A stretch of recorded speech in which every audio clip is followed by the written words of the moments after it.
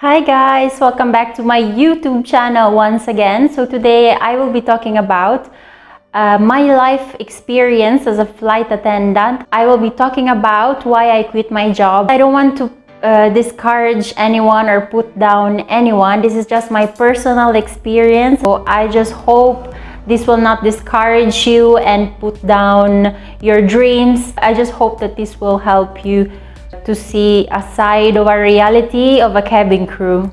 This is my personal story and I don't want to discourage anyone. That's it. I will be starting to talk about all the positive and beautiful things of a cabin crew, and I am not going to mention, of course, the company where I worked for. So I am grateful for the job that I did because it made me meet a lot of people and I was able to have a lot of friends, and it just opened my eyes and my mind. I also met my best friend there, so I had a lot of beautiful things to say. So first of all, I'm gonna start with my story. So I went through the process of the recruitment. After the recruitment, we had like a test on that day, and then they told us about what were supposed to be our salary, and they told us also that we have to be flexible because they will be putting all of the cabin crews of the people that of course will be passing the exams in different countries. After I passed the recruitment, I was able to do the 5 weeks training course. We had like exams almost every day, and then we had a final exam in the end where I was able to pass. After passing all the exams, the training course, I was based in London. So I was extremely happy, and it was a first job as a flight attendant, as a cabin crew, and I was just super excited about it, especially the day that they gave us the uniform. I was super happy to wear it, of course, and it just made me realize that in life, if you want something, then you get it. So after I passed the training course, I was based in London. I'm not gonna say where, but I was based in London. You will have to pass also the first days of working as a cabin crew. In one aircraft, there were 4 cabin crews and 188 passengers. I know that the life of a cabin crew was not easy. Working as a cabin crew, you don't have normal routine, so you don't wake up at the same time. Your body sometimes suffers about it. That's why most of the times I also got sick. And in the beginning, of course, sadly, I knew this, but in this company, you have to pay your training course. So it was a lot of money. It was, I think, around 3,000 euros to pay. What they were doing is they were deducting it from our salary. They were getting a small part of the salary to pay the training course that all the passing cabin crews and the beginners. When I arrived in where they based me, we had no place where to stay. We had to find a place. Me and a friend of mine were searching for a place to stay because, of course, after you pass the training course, after I think 1 week, you are going to go to your base. So we did everything fast, and we didn't even had the chance, to search slowly and do everything slowly because, of course, we had to wait that they confirm us to be a cabin crew, of course, by passing the exam and all the process. I knew that it will be hard because when we had earlies, we had to wake up really, really early, and we had to go to the airport 1 hour before our duty time, and then we have to go to check-in. We had to do the check-in and to do the briefing before going to the aircraft. We have to do the security checks and everything before letting the passengers come on the aircraft. I knew that London is not that cheap to live because, of course, the houses, even if you rent, I was renting a room together with 7 people, and I had a very small room. The rent of the room was super high. In one day, you have to usually do 4 flights, maximum 4 flights, and the minimum 2 flights in one day, back and forth, of course, because we were always getting back to our base. It happened only once that I was able to go to another country and stayed there only I think for one night. It was in Cyprus. I stayed there. That was the only crew that was based in London. Sadly, I was able to stay there only for a few hours because I remember I landed there 11, almost midnight, and then I slept I think around 6 o'clock in the morning. And then the following day I was super excited to see the place even for a few hours, so I wake up super early. So I think I wake up around 5 in the morning, and I was able to go there, swim in the beach and swim in the swimming pool.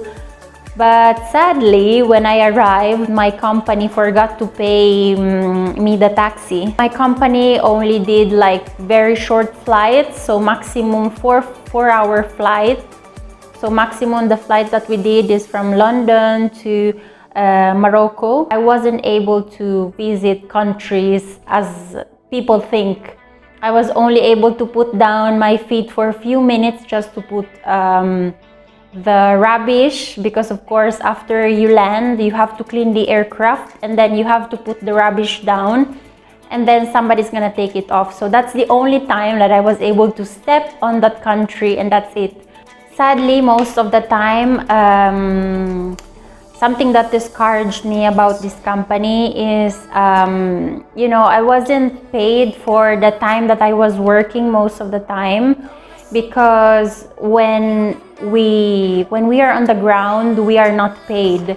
So when we get 1 hour before work, we let the passenger come on the aircraft, all that moment is not paid at all. So we are paid only for our flying hours, and most of the time we had a lot of delays.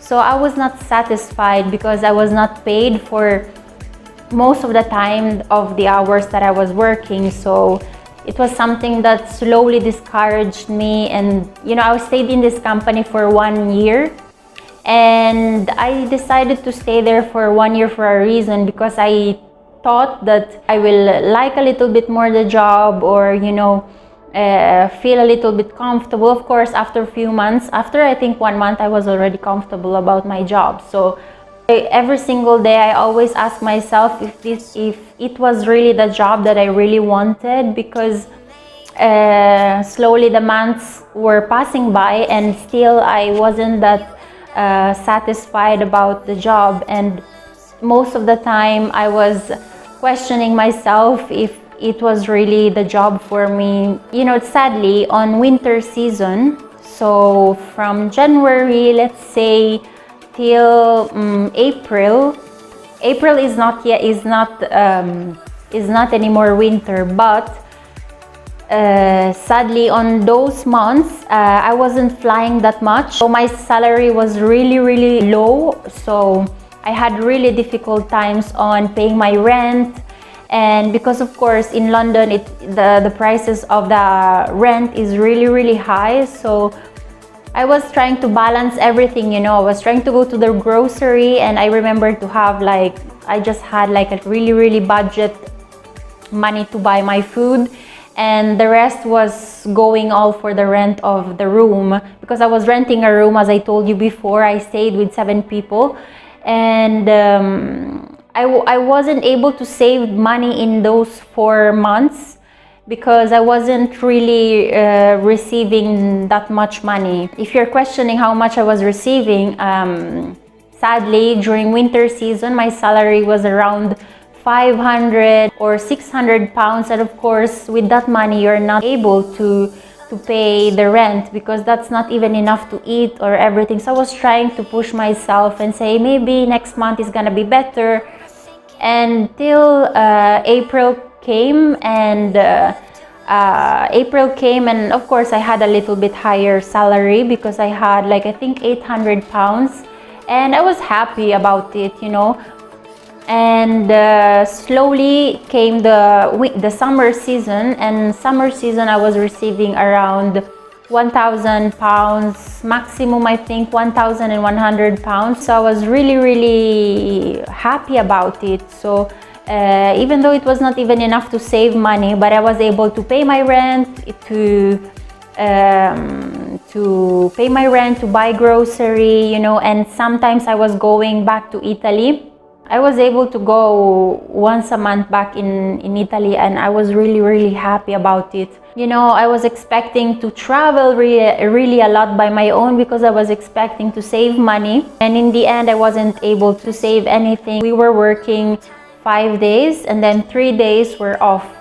So I was expecting on those 3 days off to travel the world. I mean, not the world, but Europe, you know, because of course in Europe, in 1 or 2 hours, you're able to go in any country of Europe. But I wasn't able to do it because of course the salary was not enough, and I wasn't able, it was even not enough to pay my room. And another thing, the uniform, we had to pay for our uniform.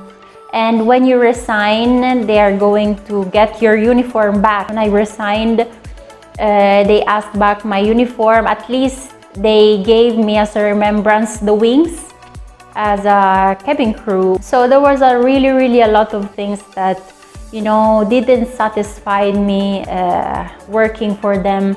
When we had to do earlies, we had like to wake up really early, I think around 2 in the morning, and because we have to be in the airport 1 hour before our report time. So, you know, most of the time I thought doing earlies made me have a chance to do a lot of things after my duty, but it was really not like that, because of course I was exhausted. I was really exhausted after work, and most of the times, of course, because of the delays, and the delays were not paid. So, you know, most of the times, like, I was working 12 or 13 hours, and maybe they were just paying me 6 hours. So, you know, it was something that it was not satisfying. It made me realize in the end if it was really worth it, you know. That was the question that I was asking myself every single day. Guys, if you are in the right company, you are able to receive a lot of money, because I also know some of my friends are working for very good companies, and they receive good money, you know, and the company treat them really good. So it's not that all of the cabin crews are in my position, because some of the companies treat their cabin crews really well, and they receive good money. As I told you a lot of times in this video, this is just my personal experience, nothing to do with the other cabin crews.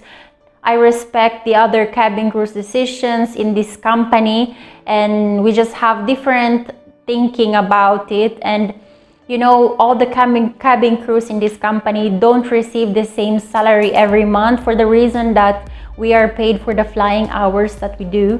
The thing that made me angry in those times were that I was begging them to give me flying hours, but in the end they were not giving me that much flying hours, and I called them a lot of times to give me like a lot of flying hours, just because I wasn't able to survive in UK with the salary that I was receiving. But in the end, I didn't have enough flying, I mean, enough, they're giving me enough flying hours, the minimum flying hours, but not that much to be able to survive in UK. On our 5th day, we had like a standby call, so we had to be ready most of the time in 30 minutes. If we were lucky enough, we had like 1 or 2 hours to prepare ourselves and go to the airport. But if you were not lucky enough, they will call you and give you some. It happened to me once that they gave me like 25 minutes to prepare, and it was impossible for me to get ready in 25 minutes, even though I lived like in 10 minutes far away from the airport. The thing is that if you say no to a home standby call, they would put you as a no-show. So it happened to me once that they told me, are you ready in 25 minutes or in 30 minutes? And I told them, of course, I'm not able to be ready in those small amount of time. When we had like home standby calls, maybe they will give you the time that they will call. So let's say they will notify you that they will call you from, I don't know, 3 a.m. in the morning until 12 in the afternoon if you have the earliest, or if you have the lates. If you have the lates, they will call you, I think, around from 3 in the afternoon until 7 or 8 or even more at the late night. So you just have to know that when they have these standby calls, you have to be ready super ready in a less amount of time. The time that they were calling me, let's say, was from 3 a.m. in the morning until let's say 12. I was already ready at 2 a.m. in the morning. I was super I was always stressed about it because I was afraid not to hear the call at night. So this is just my personal experience. I hope I didn't discourage you. This is just the wrong company that I was working for, and the wrong time, and maybe the wrong position, or call it whatever you want. Some cabin crews in this company are earning really well, and they feel good in this company. Probably it's in their position, it's their life, it's their experience, it's their personal experience. So not all of the cabin crews working in this company is feeling bad about it. It's just that some people are not fine with it. In any kind of jobs, it's just my personal experience about it. I think after the 5th or 6th month that I was working in this company, I was feeling a little bit upset. I wasn't feeling really satisfied about my job. These are the different reasons why I decided to quit my job as a flight attendant. And also because I was seeing myself not doing an everyday job with the same time, made my body suffer a little bit because I was not feeling good sometimes. I was ill most of the times, and maybe my body was rejecting this job, and my body was saying something about it that I wasn't really that made me realize that maybe this is not for me. I knew from the beginning that it would not be a super easy job, especially in the beginning. I knew that I had to pay the training course. I knew that my job every day will not be in the same hours. I knew everything, and I was conscious about all of this. But living it slowly, I realized that it was something just not for me. I had to work with a lot of cabin crews that work for this company for 10 years, 15 years, 20 years, whatever it is. And they are happy with their jobs. I felt I was not successful in this job, Of course, I had a lot of beautiful moments. I had a lot of beautiful times because I met a lot of, wonderful people, wonderful colleagues. And I am always grateful for what I have learned in this job. Probably if I didn't do this job, I didn't know the backstage of the story of a cabin crew. We see cabin crews always smiling, always happy, but most of the time, we don't know how hard it is to work as a cabin crew. So sadly, most of the some passengers treat you not that good. One message that I have to all the passengers around the world is just to treat always good a cabin crew. You don't know what she's going through and how hard the job is. Dear passengers, please treat all the cabin crews good. They're taking care of you, taking care of your security on board, and they're always smiling you, giving you all the attention that you need. When you call the bell, please be gentle. That's it. Most of the times I had that chance to see passengers that were suffering with panic attacks, and I remember times that I would stay there with the passenger and calm her or him down, and tell them that everything is okay, don't worry, and always there for the passengers. That's it. So please treat your cabin crews well, please. It made me realize that the world is beautiful because we are all different, and because we are all different, we have to respect one another. It doesn't matter what religion you are, what sex you are, where you come from, what skin color you have. We just have to respect one another. Also because you never know what that person is going through. So You know, just be gentle, honest, just be gentle, kind, and always smile to the person that is around you, because you never know what she or he is going through. Probably one thing, just to close the video, is that if you have a dream, don't be afraid to try. Don't be afraid to step there. And you know, one thing that I learned is just the beautiful things around you is outside your comfort zone. After 1 year, I resigned as a cabin crew and went back to my country, and that's it. I decided to travel for a few months just to breathe a little bit, you know, before going to another job. And yeah, this is my experience. I hope you enjoyed listening me. And just to close the video, if you want to be a cabin crew and you wish to be a cabin crew, give it a try. Maybe you are in the good company, the right company, and the right time, and maybe you will be maybe you will be successful, and maybe that's your dream job and your job for your entire life. Just always give it a try. Whatever company you are, I really hope you love your job, and remember, just give it a try. You never know what happens if you don't give it a try. So that's it. So I hope you enjoyed this video, and guys, thank you again, guys. And guys, don't forget to subscribe, to click on the notification button to be able to see my future vlogs. So thank you for watching. Bye.